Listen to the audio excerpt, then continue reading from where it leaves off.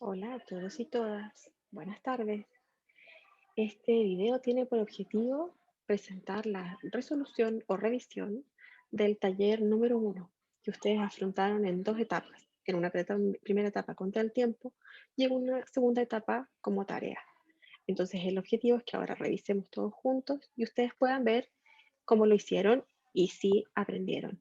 Para esto, ahora les voy a dejar un video interactivo que espero que disfruten. Déjenme un like. Ok, para recordar de qué se trataba el trabajo, teníamos una secuencia de 3 reactores. El primero era un tanque agitado con una resistencia eléctrica que aumentaba la temperatura de la alimentación. El segundo era un reactor tubular adiabático y el tercero era un reactor tubular isotérmico. Por supuesto, al ver la presentación del taller no queda claro por qué se está usando esa configuración. Lo vamos a discutir mientras lo resolvamos. Lo que sí queda claro es que tenemos efectos térmicos en el diseño del equipo y que nos solicitan calcular el volumen de cada uno de esos equipos. Los datos que se presentan en el ejercicio son que la alimentación entra pura de un compuesto con propiedades físicas como las del agua a 100 mol por minuto a una temperatura de 25 grados Celsius. Del primer reactor, donde se aumenta la temperatura a través de un flujo de calor, la temperatura aumenta hasta 100 grados Celsius, pero no se sabe qué ocurre con la conversión. Luego, en el segundo reactor, la temperatura aumenta hasta 650 grados Celsius, tampoco tenemos información a qué conversión llega, y en el tercer reactor opera de forma isotérmica, es decir, existe un intercambiador de calor que retira calor, y se alcanza una conversión global de 0,85. La primera pregunta que nos tenemos que hacer es cuál es la cinética del proceso en estudio. Entonces, para eso, les voy a pedir que ustedes respondan a la siguiente pregunta.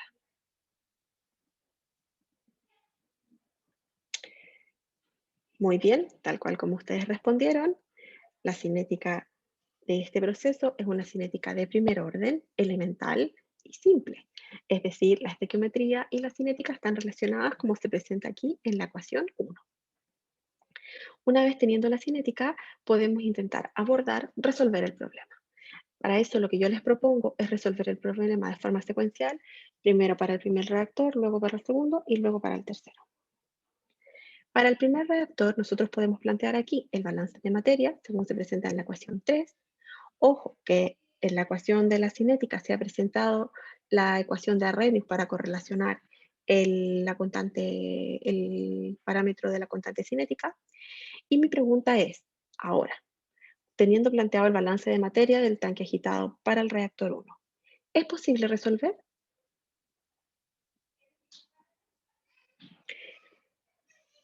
Para poder saber esta respuesta, lo que nosotros tenemos que analizar son los datos que tenemos y los que no tenemos. Entonces, si vemos la ecuación 3, nosotros podemos saber que tenemos FA0, efectivamente es un flujo, no conocemos FA1 y por el momento no conocemos RA. ¿Por qué no conocemos RA? Porque RA está compuesto de la constante 1 y de la concentración CA1. Y la constante 1 depende de la temperatura. Por lo tanto, implícitamente tenemos como incógnita la concentración A1 o la conversión A1 y la temperatura. Es decir, tenemos dos incógnitas y una ecuación. Es necesario plantear una segunda ecuación que nos permita resolver el sistema. ¿Cuál es la ecuación que tienes que plantear?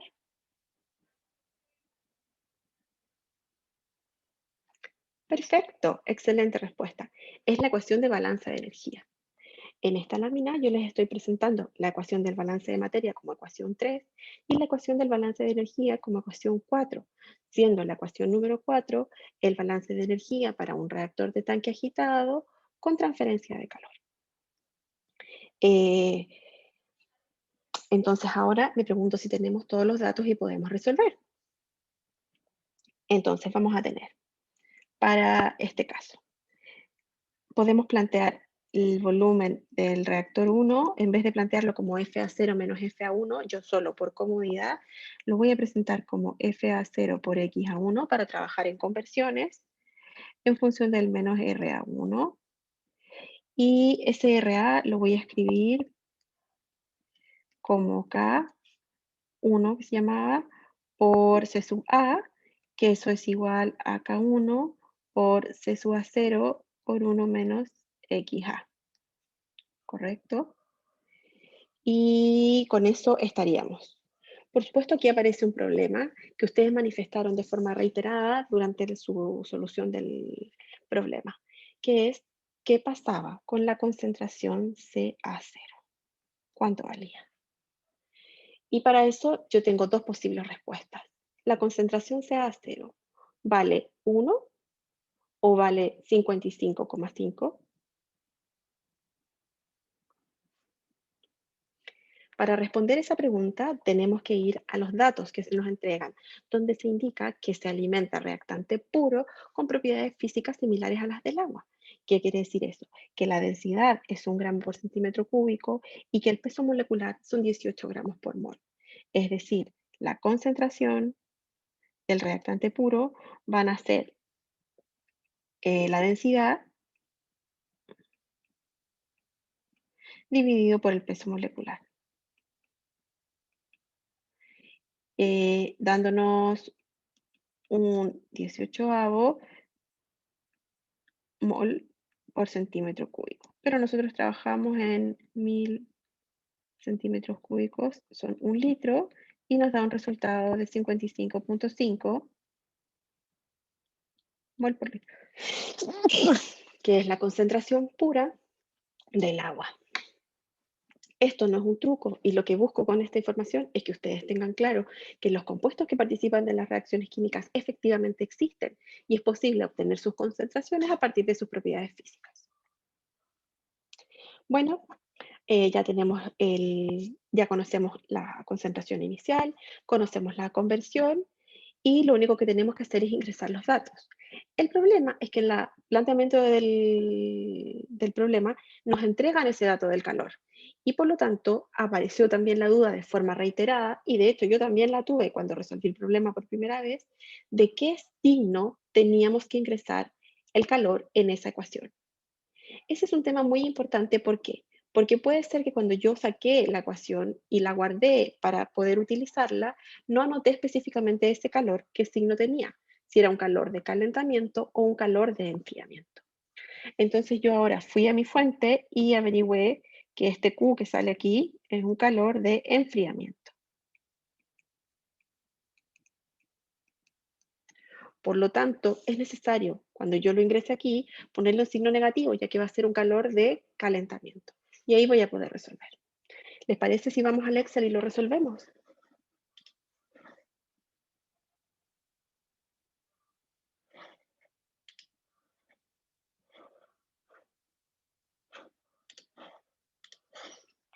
Aquí ustedes ahora están viendo el Excel que vamos a utilizar para resolver este problema.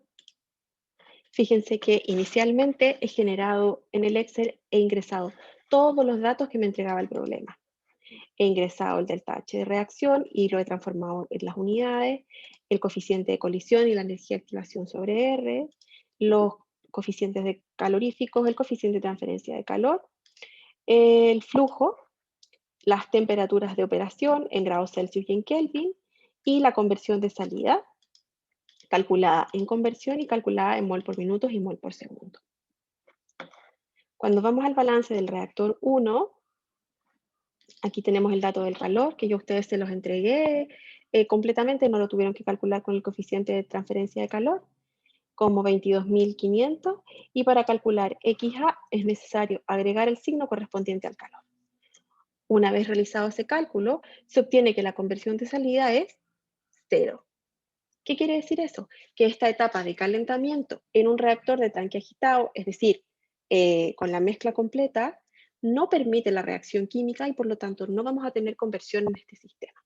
Luego, el volumen va a tener solo una dependencia de transferencia de energía y no de reacción química. Para calcular el volumen, en cualquier caso, tendría que calcular la constante cinética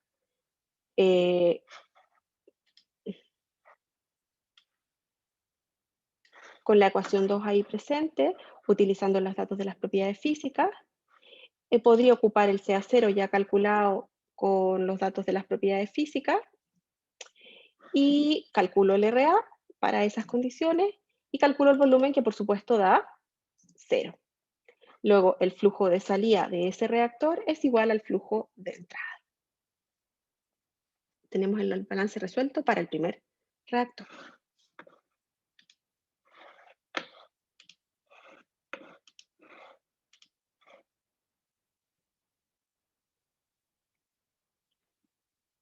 Perfecto, estamos listos. Vamos ahora para el segundo caso. En el segundo caso, estamos exactamente igual que en el primer caso. La única diferencia es que el reactor ahora es un reactor de flujo pistón y por lo tanto, o sea, tenemos dos diferencias. Este es un reactor de flujo pistón, como se presenta en la ecuación 5, donde su ecuación de diseño es diferencial, pero es un reactor adiabático. Es decir, no tenemos el término del calor y podemos utilizar esta ecuación que se presenta aquí como la ecuación 6. Respecto a la información original, ¿es posible llegar y resolver la integral de la ecuación 5?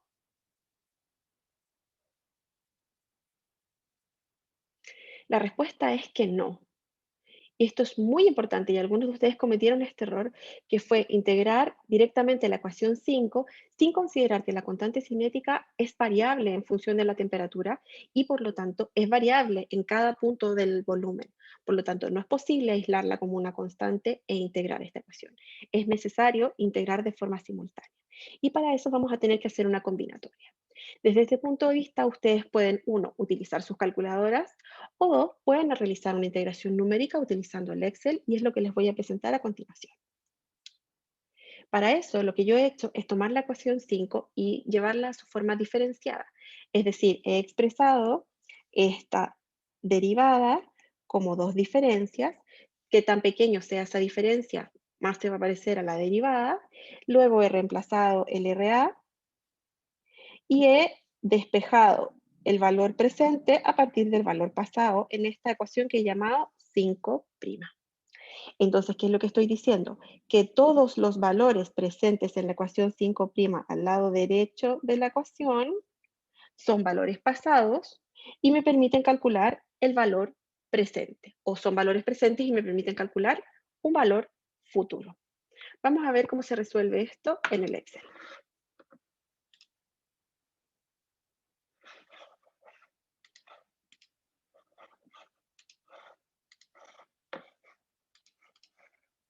Vamos aquí al reactor 2. Fíjense, aquí tengo la ecuación 5', la ecuación 6, que son las que estábamos usando en nuestro Excel. ¿Y qué es lo que voy a hacer yo?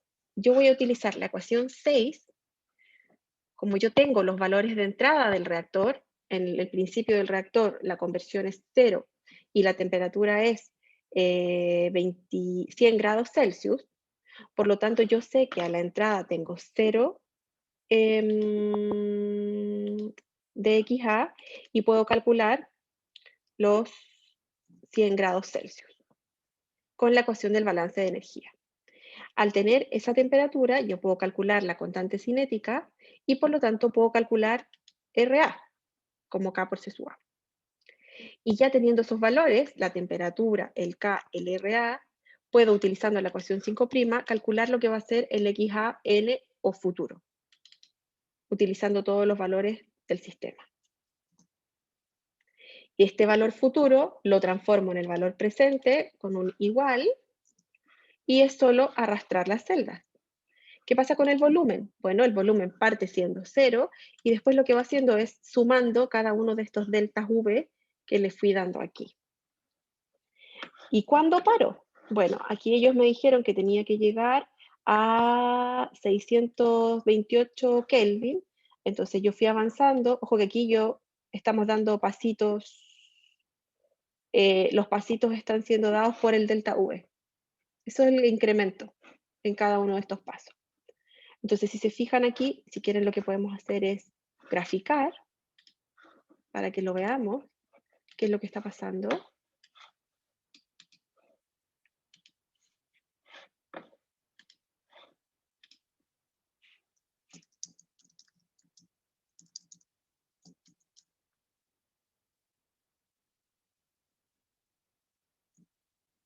Ah,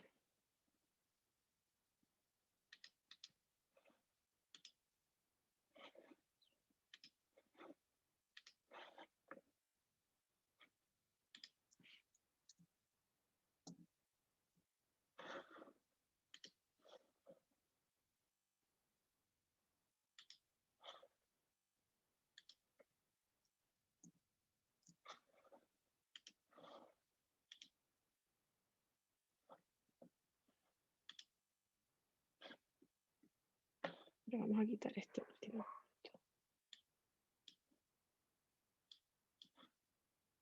Ahí está. T versus XA. Ahí está la ecuación del balance de energía. Fíjense cómo va aumentando la temperatura en función de la conversión. Pero también lo podemos ver en función del volumen.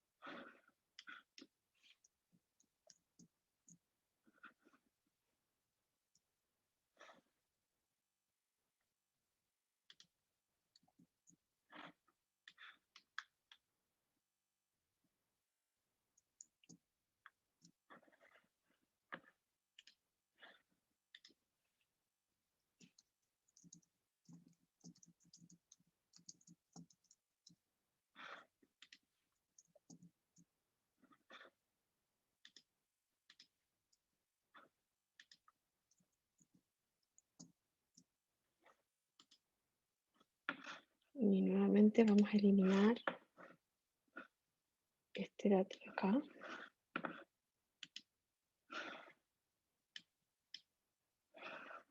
Y para que se vea bien, el de la temperatura, lo vamos a mandar al eje secundario. Vamos a aprovechar de recordar cómo se hacen gráficas.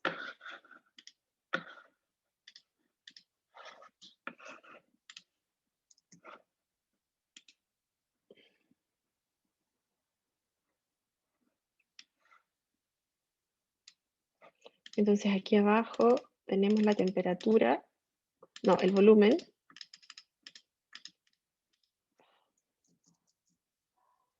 Si no me equivoco está en litros.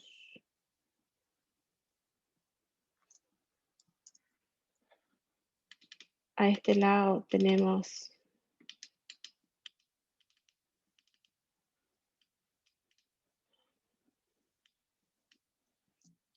XA.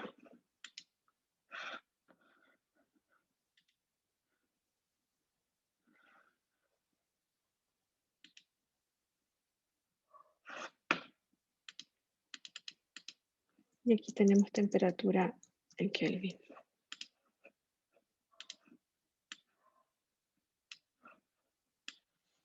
Entonces miren, según avanza el reactor, en azul tenemos la temperatura y en naranja tenemos la conversión. Como la conversión va aumentando en función de que nos vamos moviendo en el reactor. Y lo que observábamos desde el punto de vista numérico, aquí al final de la iteración, es que ustedes pueden ver cómo el último paso, después de 0,308, el aumento de la temperatura es tan importante desde el punto de vista de la cinética que hace que el siguiente paso aumente muchísimo la temperatura. Desde ese punto de vista, sería peligrosísimo seguir operando porque no tendríamos mecanismos para retirar ese calor que nos permitiera evitar el calcinar o afectar el proceso. Por lo tanto, no podemos ir más allá con este sistema operacional.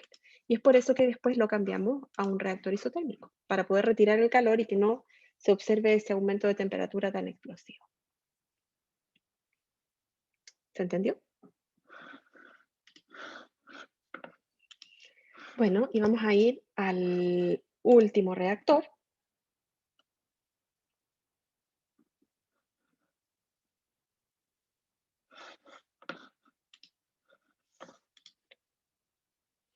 que también es un reactor de flujo pistón con la ecuación número 7 que se presenta aquí, pero en este caso es isotérmico, es decir, no es necesario plantear la ecuación de balance de energía y pueden resolverlo directamente con la integral o pueden hacerlo de forma numérica, porque ahora la constante es constante, por lo tanto pueden hacerlo. Por supuesto, como a mí me gusta mucho trabajar con el Excel, yo también lo resolví de forma numérica y está en el Excel que les dejo a continuación, como reactor 3, aquí. obteniendo el volumen correspondiente.